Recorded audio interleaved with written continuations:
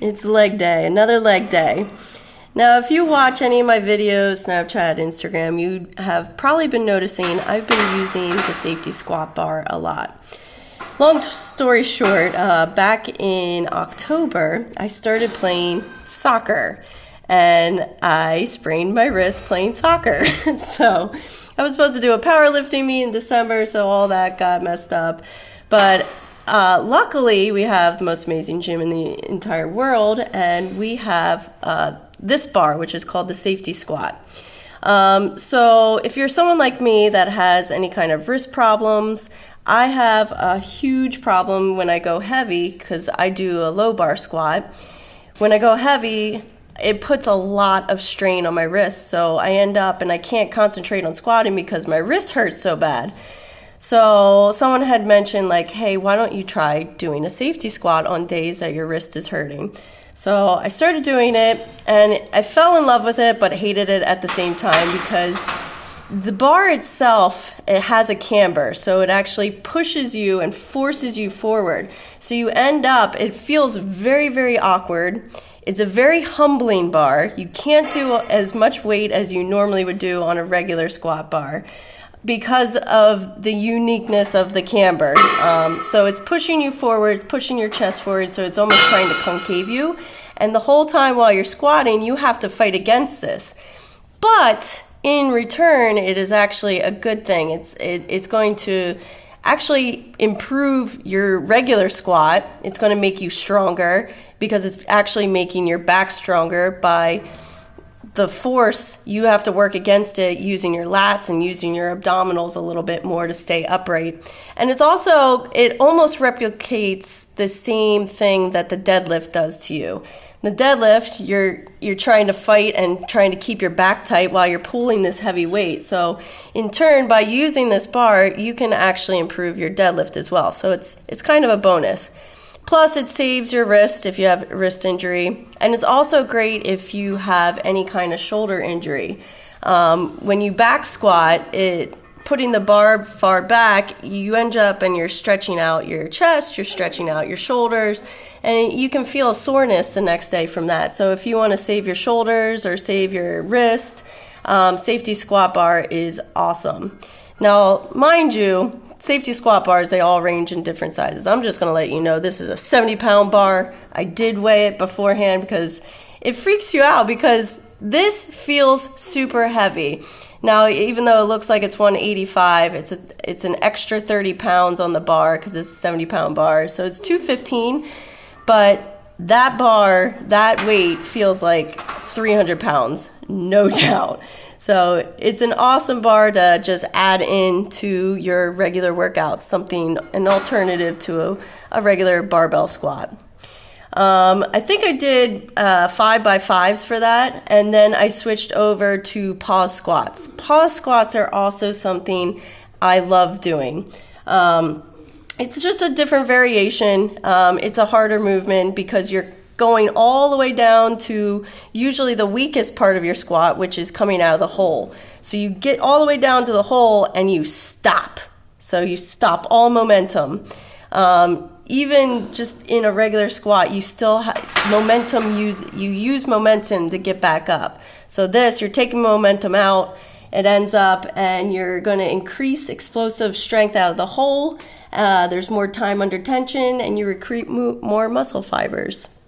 On to the next exercise. Now we're going to start supersetting or compound setting now. I'm doing straight leg deadlifts, which is also a great variation.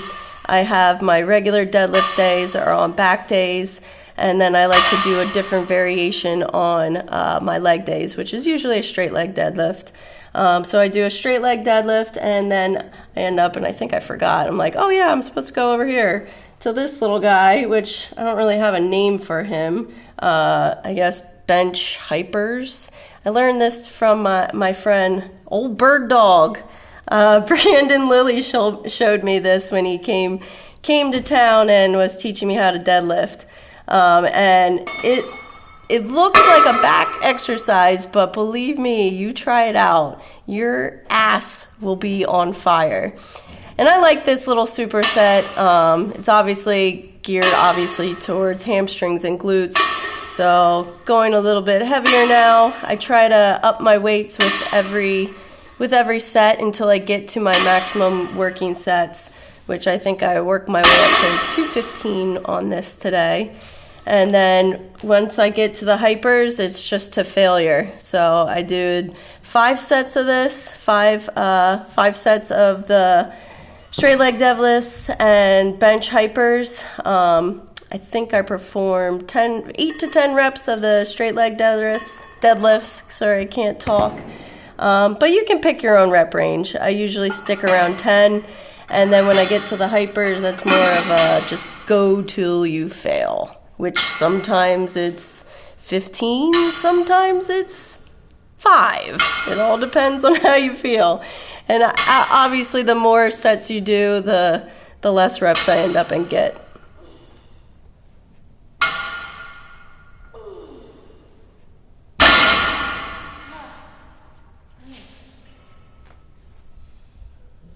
And one of my all-time favorite exercises, again, another one of those love-hate things, is barbell lunges. I've never been someone that likes to do them standing still or on a Smith machine. I like to walk. I find a space in the gym. Luckily, I'm in the basement right now, and I have this long strip, and I actually like to do walking lunges. Nothing too fancy with this. You'll see I always take a step in between. That's more or less a balance thing. Balance is key for this, and I'm able to keep focus by doing so. Certain people you'll see the shorter your step is, the more quadriceps you'll be working. If you do a longer step, you're going to be working your hamstrings and glutes a little bit more. I do a little bit more of a mid-range. As you see, when I go throughout my workout, I kind of go back and forth between hitting more of a quad focus exercise, and then I'll go to like a hamstring more focus exercise, and then I'm back to more of a quad. So for me, this is more of a quad focus exercise, and I'm keeping my steps a little bit shorter. I also do really, really high reps with this. It's usually 30 to 40 steps. So that's like 15 to 20 reps per leg. So I usually do about 4 sets of 40 steps and make a beautiful sweat angel. Look at my butt. Look at that. Oh, new to the Warehouse Gym, we finally got our vertical leg press. So thank you, Arsenal Strength. Arsenal Strength, this is the most amazing piece of equipment by far, I don't know, in my opinion, in our gym. This is something that I've wanted for so long. I've done it on the Smith machine for the last 2 years, so it's nice to actually be able to have my entire foot placed properly. It's also good, you'll see, I don't know if you can see from this angle, but the way they make it, they actually tilt the butt part up so that you're hitting more of your hamstrings and glutes a little bit more. Again, this is something I do any kind of leg press, even if I was doing the regular leg press. I don't like to start with them. I don't like to do really, really heavy weights. This is something like you can throw 1,000 plates on a leg press, on a vertical leg press, and hit it for 5 and be really, really super impressive. But I like to do really high reps. Also doing super high reps, this is something I started ending with. I do 100 reps straight on the leg extension. Again, super lightweight, but I do pick a weight, and I do this with the leg extension and hamstring. I do 100 reps in a row with with little to no breaks. So you want to pick a weight that you can do about 40 reps, and then the last like 50 to 60 reps, you might only be able to do 5 at a time. and you just rest for a second and then do 5 more until you get to 100. Well, thank you guys. That was leg day. This is something a little bit newer to me. So let me know what you think of this video, if it was helpful, if you like the voiceover, or does my voice suck and you don't want to hear it anymore. But let me know what you think. Comment below. This is something I would like to do once a week, maybe more voiceover, maybe not voiceover. So let me know what you think, and we'll try to keep getting videos to you. Thank you.